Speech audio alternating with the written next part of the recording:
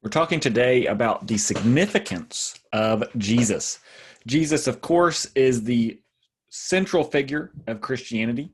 And today we're going to talk about why he is significant, or some of the main reasons he's significant for Christianity. Okay, so let me share my screen real quick.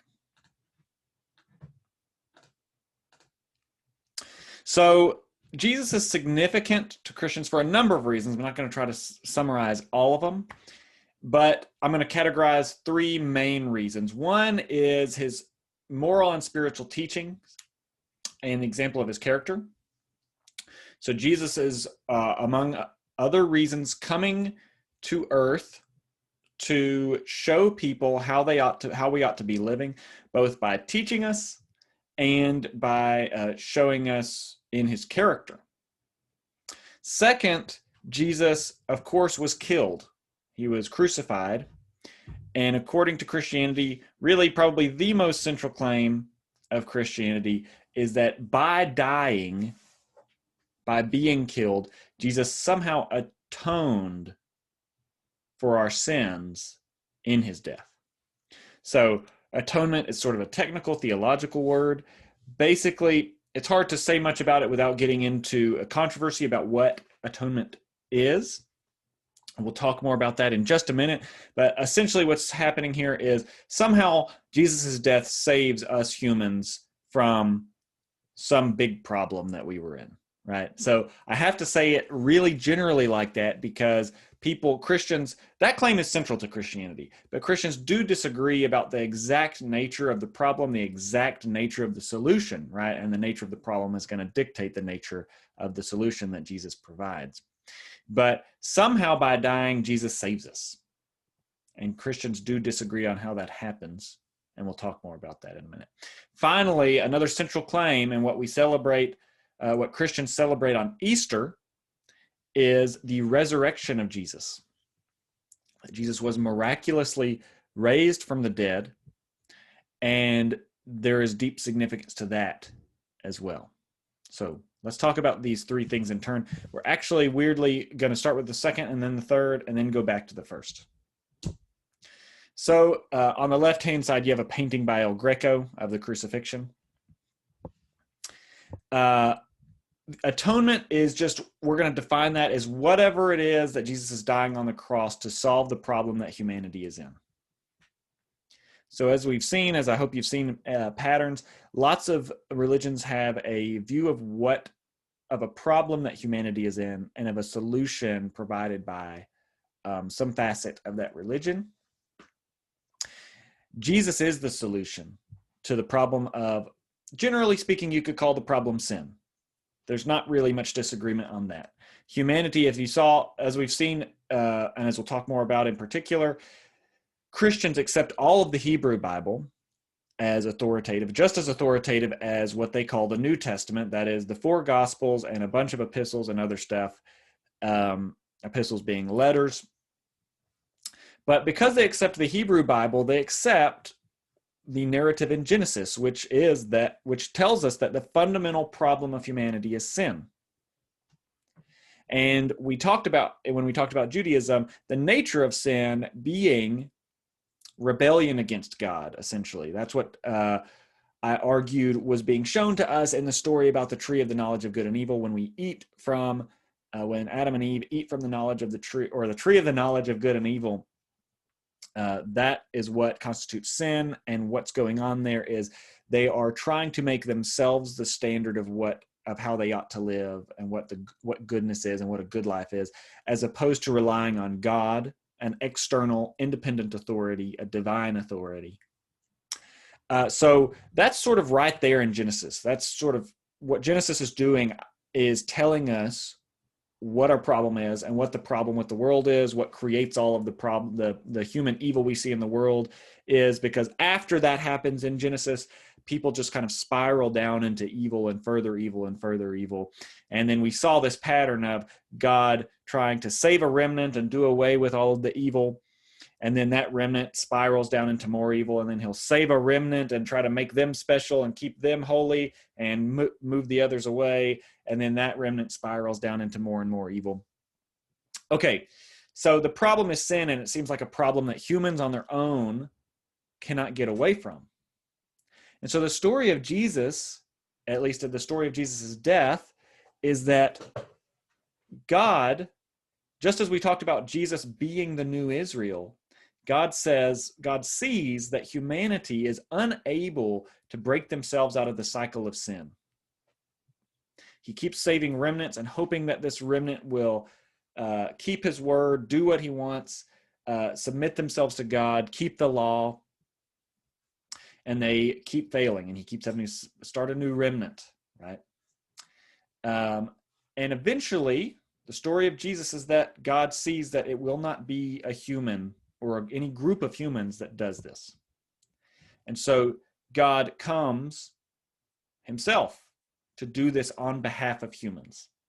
That is the broad story of Jesus coming into the world as God, as the Son of God, to break the cycle of sin. Somehow, we'll talk about that on this slide, save us from our sin. Now, how does that work? That's one huge question people have been talking about for a couple thousand years. How does Jesus save us from our sins? Right? This is a question I always had about Christianity. Growing up in the Christian church, that we are told that Jesus saves us from our sins, but how does that work, right? You could ask for an explanation, just like you can say, well, look, gravity is this force that pulls you down towards the ground. And you could ask, how does that work? What's the explanation of why that's happening? You look at a chemical reaction happening and you say, okay, I see that there's something happening, but what's the explanation for why it's happening? And similarly, you can look at the atonement and say, okay, I can grant you for the sake of argument that Jesus' death saves us from our sins, but what's the explanation for how that works, for why that happens? Well, here's four theories of the atonement. The first is called the penal substitution view. It's very popular, especially among sort of evangelical or Protestant groups. And the idea is that Jesus suffered a punishment that humans deserved. And he suffered that punishment on our behalf so that we didn't have to. So the idea here is that we, by sinning, deserve punishment according to a just God. A just God has to punish sin. He would not be just if he didn't punish those who have sinned. But in order to keep us from being the ones that are punished, he punishes someone on our behalf. So Jesus is the one who gets punished on our behalf. He takes the punishment so that we don't have to suffer the punishment. The punishment being, punishment could be a number of things. On a really simplistic view, it's going to hell. So we don't have to go to hell because Jesus has already been punished. And on certain Christian views, Jesus actually did descend to hell after he was killed until he was resurrected. And so he actually went to hell on our behalf, not only was crucified and killed, but actually went to hell. So that's the penal substitution view. It does require the idea that someone can be punished justly on behalf of someone else. So that's one objection that some people have brought to this view. They've said, well, how does that work? We don't normally think that is a just punishment. If I offer to be executed on behalf of someone who's committed a murder, it's not like justice has been done. Right? Justice has not been done. The person needs to be punished who actually did the thing.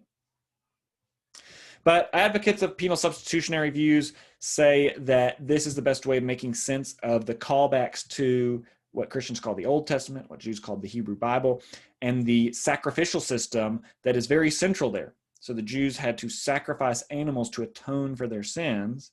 The animal is suffering something on their behalf, advocates of penal substitution say.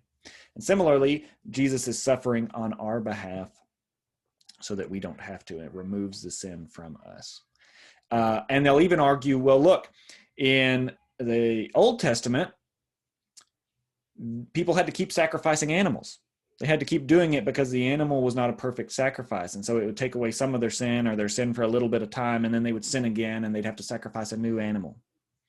But Jesus was morally perfect. He never sinned, and he was God and man, and so he is a perfect one-time sacrifice. He only has to be sacrificed once in order to atone for, in order to be punished on behalf of all sin of all humans. That's the penal substitution view. It's worked out in a bunch of different ways, and some people have more plausible and less plausible versions of it. And a different view, popular in different circles, is called Christus Victor. Victor not being the name here. This is Latin for Christ the victorious, or Christ the person who won. And the idea is that in dying, Jesus somehow, and again, Christus Victor is worked out in different ways, so this somehow is concealing a lot of different disagreements about how this works. Somehow Jesus defeated Satan and all evil, and the supreme evil, Satan. And so in doing so, he actually takes back authority of humans from Satan. So humans had sort of been handed over to Satan when they sinned. And we were in bondage to Satan and to sin. And somehow by dying, Jesus wins some sort of battle, either literal or metaphorical, over Satan, and takes back the spoils of humanity that Satan had won over when he convinced humans to sin. Okay, backstory. Satan, we haven't talked about Satan yet, either in talking about Judaism or Christianity. On Christianity, Satan is a fallen angel. When God created the world, he created angels. These are, angel comes from the Greek angelos, which just means messenger. And so angels are sort of God's servants. They are heavenly servants, whereas humans are earthly servants. And angels, there's a lot of them. We don't know how many, but when he created them, they also had free will, just like humans. And just like humans rebelled, some, but not all, of the angels rebelled, and one of them being Satan, a chief force of evil and sin. And Christians have read Satan back into the serpent in the garden, even though in Genesis, the serpent is never identified as Satan. Okay, so the idea behind Christus Victor is that when humanity sinned and rebelled against God, they came into bondage or slavery to evil and sin and Satan in a way that they couldn't break themselves out of. And that in dying, somehow Jesus took back humanity from Satan. So he brought us out of bondage to sin. So this bondage metaphor is pretty powerful.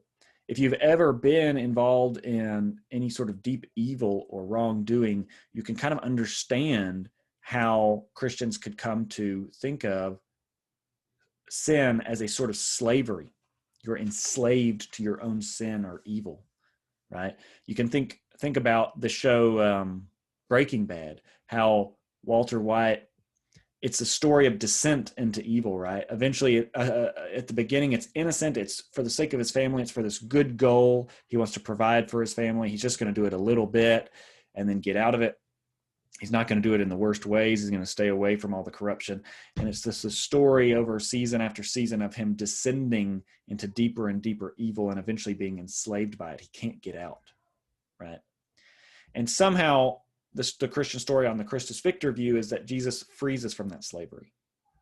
How does he do that? Well, that's another question, and Christus Victor advocates disagree on that amongst themselves. If you have read or seen The Lion, the Witch, and the Wardrobe, which is one of the books in the Chronicles of Narnia series by C.S. Lewis, Lewis presents a view, well, it could be interpreted in multiple ways in terms of a theory of atonement, but he presents a story on which Aslan, this lion, who is the true leader of Narnia, he saves one of the children from the Ice Queen. I can't remember what they call her. Witch? Ice Witch? I don't know. Anyway, and he does so by sacrificing himself on the child's behalf. But in doing so, he sort of tricks the evil character, the Ice Queen, into accepting him. He says, I'll give myself on behalf of this. I'll give you, the Ice Queen, myself on behalf of the child so that you don't get to keep the child. You take me instead. And she says, good deal. I was just going to get a human child, and now I get the leader of Narnia. And so she kills Aslan, and then Aslan is resurrected later. So it's obviously a Christ story, as so much in Narnia is. But the idea, some Christus Victor advocates develop the view in this way: Jesus offers himself to Satan in humanity's stead. He says, I'll trade you myself for all of humanity. You release humanity from bondage to sin, and I will give you myself. There's a lot to be said in view of this, in virtue of this, or in support of this view. It explains why Jesus was not letting people tell who he actually was.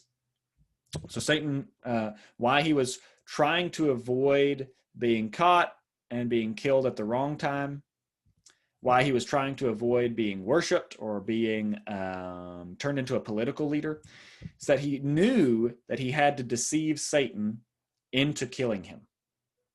He had to let Satan continue to think that in taking Christ on behalf of humanity, he would actually get Christ and be able to kill him. So this whole time he was trying to keep everything on the DL, not let anybody tell him what he had done for them. Every time Jesus performs a miracle, he says, don't tell anybody. Not every time, but a lot of the times he says, don't tell anybody. And of course, a lot of the times people do go tell people. He says, don't tell anybody. Jesus is also trying to stay out of Jerusalem, the centers of power, until it's time for him to be killed. He's trying to stay under the radar. He doesn't want Satan to know exactly how powerful he is, but Satan does know he's the Son of God. And he says, I'll take the Son of God on behalf of humanity. But Jesus has deceived him. He fulfills his part of the bargain. He hands himself over to Satan. Satan kills him. Satan here works through the powers of this world, right? There's the Romans that kill him. It's the Jews that contribute to his killing. But Satan, on this view, is working through those powers of the world, kills Jesus, thinks he's gotten a great bargain because he got to kill the Son of God. He got to kill God himself. And he just had to give up humanity. But that's fine. Really, that was Satan's goal all along, was to be God. That's why he rebelled against God. And he got to kill God.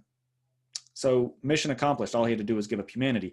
Of course, in killing God, God is so powerful that he is actually defeats death and is resurrected. And so even though Jesus fulfilled his part of the bargain and the deal is a good one, he got humanity back, he also was not ultimately killed. Okay, so that's the Christus Victor view. And that's one way of developing it. That's called the ransom theory, or the ransom theory, which is a development of the Christus Victor view, which is that the way that Jesus defeats Satan is by tricking him into a deal, humanity for Jesus. And he completes that deal, but then it doesn't work out the way that Satan thinks it will. There's another view. We're going to skip over this one pretty quickly. It's not as popular of a view. I don't think it's as worked out. The healing view, that somehow Jesus' death heals humanity of its wounds. And these are metaphorical wounds. It's moral wounds. It's spiritual wounds. There is some language like this in the New Testament. It's a little less so than the penal substitution, the Christus Victor language. And finally, a fourth view is called the moral exemplar view. And this, we're going to talk more about this in a later video. This is a result of liberalizing in the church. This comes relatively late in church history. I think mostly 19th century. There was a movement to liberalize in the church in the sense of denying any supernatural involvement in the world. So any direct involvement of God in shaping events of the world outside the laws of nature. So they want to deny that any miracles can happen. They want to deny that God is really involved in the world beyond merely creating it and letting it run. And if you're committed to that, that was obviously a result of sort of increased focus on science and reason, broadly construed, or as they would construe it. And if you think that, then you obviously, if you don't believe in miracles, you don't believe that there could be a resurrection. And if you don't believe in all of this, what they would think of as kind of like voodoo magic sort of view, that by God dying, Jesus did this sort of crazy thing that can't be explained in physical terms, then you also don't really want to believe that in dying, Jesus atoned for our sins. Another feature of this liberalizing movement in the church, which continues to this day, is that they really want to downplay the importance of human sin. So they want to deny really that humans are ultimately culpable or responsible for sin and evil in the world. And so the atonement is also, or the traditional views of the atonement are also offensive to this movement as well in that respect. Not only does it require a miracle and sort of involvement of God in the world, I mean, God came into the world in the character of Jesus. They certainly want to deny any strong reading of that. But they also want to deny that really, ultimately, that human sin is such that it needs to be atoned for. They want to deny, ultimately, in the most extreme versions of this liberalizing trend, they want to deny the reality of human sin. And so they are offended by the idea that someone would need to atone for that sin because they deny its very reality. Okay, so, but they do think that Jesus was at least a human person who historically died on a cross. And they think that they want to retain some semblance of Christianity. And so they want to retain the centrality of this merely human person to their faith. And so what they say about the significance of Jesus's death is that it's just an example of how we ought to love others. It's a sort of an extreme form of love to show that you would die for the sake of others. Now, that's sort of a reductionistic view. It's not real. I would argue it's not real Christianity, because historically, for literally thousands of years, the divinity of Christ has been necessary for a person to count as a Christian. You have to believe that Christ is divine in a full sense. And as we saw, it's kind of central to Genesis that human sin is real and deep and causes a lot of evil. So to deny the reality of human sin also seems to commit you to denying the central narrative of the first few chapters of Genesis. But there's also this further problem with the moral exemplar view. We talked about problems with the penal substitution view. We didn't mention any with the Christus Victor, but there are some. A problem with the view, the moral exemplar view, is that why, in virtue of what is Jesus showing love for us by dying? If he's not doing anything for us besides showing us that, how is he showing us love, right? So presumably you show someone love by dying if you accomplish something by your death.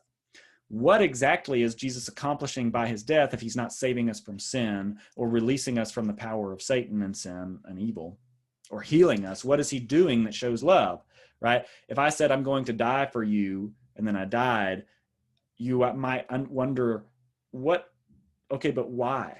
Like, what did it do for me? If I just died and nothing happened for you, that's really not a show of love. That's a show of stupidity, right? I didn't accomplish anything by my death. The soldier who jumps on the grenade for the sake of, his brothers in arms does something out of love because he saves those around him from death or dismemberment or injury. But if there was a grenade out in the middle of a field and he went and jumped on it and there was nobody around it, you'd say, that's not love, that's stupidity. And similarly, if Jesus dies, but he doesn't accomplish anything saving humanity from sin or evil, it doesn't look like you have a really good account of how that's an act of love that would show us to act similarly. What is he doing for people? So that's the challenge. I'm not saying there's no answer on the moral exemplar view. That's the challenge for the moral exemplar view. Okay, so that's atonement. There's other theories of the atonement. There's lots of ways of developing these theories, these four theories of the atonement. There's objections, there's replies, but you can see now how there's all these different ways of understanding how it is that Jesus saves us from our sin. Okay, we're going to stop there.